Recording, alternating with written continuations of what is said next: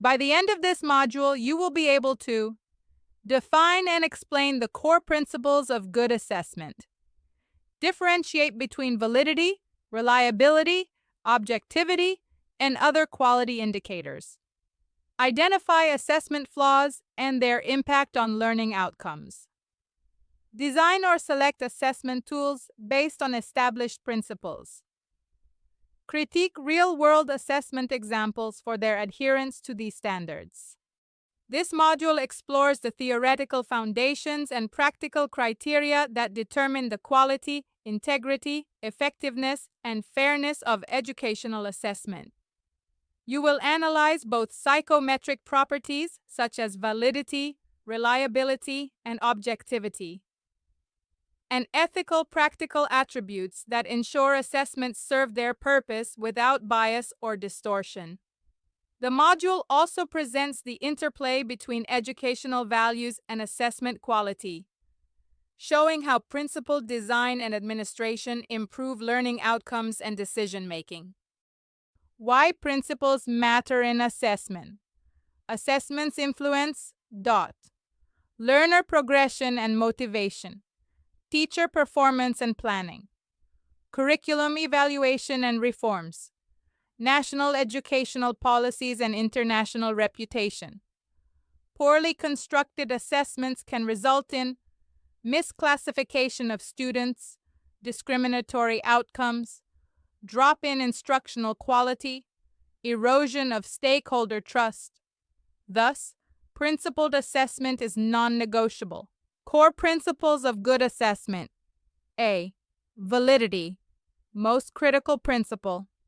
Validity refers to the extent to which an assessment accurately measures what it is intended to measure. Types of validity. Content. Validity. Does the test cover the full scope of the learning objectives? Construct validity. Does it measure the theoretical concept it claims to, e.g., critical thinking? Criterion-related validity. How well do results correlate with external standards, e.g., future performance? Concurrent validity. Match with present outcomes. Predictive validity. Forecast future behavior or performance. Face validity. Does it appear valid to stakeholders, though not scientifically robust? Violation. Example. A mathematics test with heavy English comprehension penalizes ESL learners. Low content and construct validity. B. Reliability.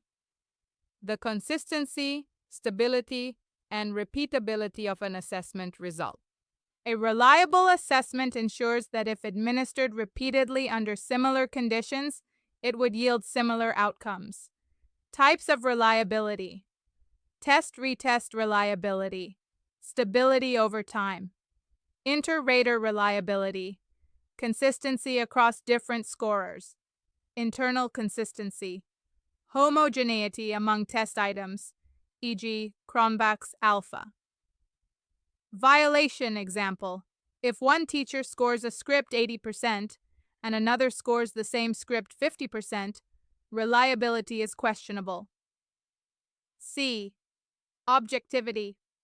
An assessment is objective if scoring is free from examiner bias or personal judgment. Objective tests, e.g., multiple choice questions, tend to be more consistent. Subjective tests, e.g., essays, need scoring rubrics to minimize bias. Violation example. Favoritism in marking due to student identity, handwriting, or background. D. Practicability, feasibility. Assessment should be realistic and manageable in terms of cost, time, technology, resources, and labor.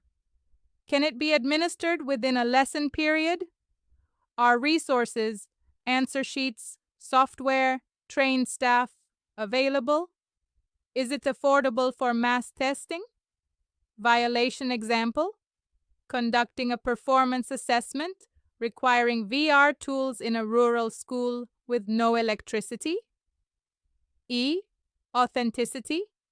Assessment should reflect real-life tasks and performance scenarios. Authentic assessments measure application and transfer of skills, not just theoretical recall. Examples: science experiments, business plan presentations, case study analysis. F. Fairness.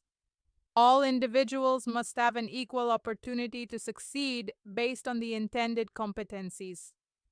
Good assessments avoid period, cultural language bias, gendered stereotypes, socioeconomic discrimination, disadvantaging you with disabilities. Fairness includes reasonable accommodations, e.g., extra time for you with dyslexia. G. Transparency. The criteria, objectives, and expectations of an assessment should be made clear to learners in advance. Clear instructions, accessible marking rubrics, sample questions, feedback mechanisms. H. Comprehensiveness. Assessment must cover a broad and balanced range of learning domains. It should go beyond cognitive recall to include period, affective domain, attitudes, values, self-regulation. Psychomotor domain, practical and hands-on skills. 1. Positive consequential validity. Assessment should positively influence teaching, curriculum, and learning behavior. A test that encourages cramming has negative consequential validity. Good assessments. Promote critical thinking. Foster deep learning. Inform instructional improvement. Role of rubrics and blueprints. Rubrics enhance objectivity, transparency. Self-assessment, assessment. Blueprints, tables of specification, help align learning outcomes. Cognitive levels, Bloom's taxonomy. Numbered or type of questions. Application in diverse contexts. Incorporating these principles in. Early childhood education. Play-based observation tools must be valid and developmentally appropriate. Adult education. Prior learning assessments, PLAs, must be authentic and fair e-learning. Digital tests must be reliable, accessible, and inclusive. Vocational training. Performance and practical assessments must reflect industry standards.